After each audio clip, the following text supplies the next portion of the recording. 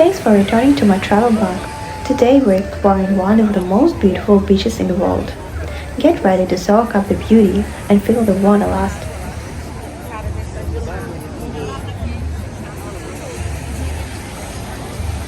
No meio desse povo, não.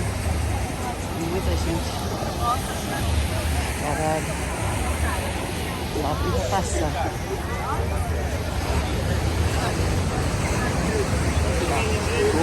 Tô aqui na igreja do B.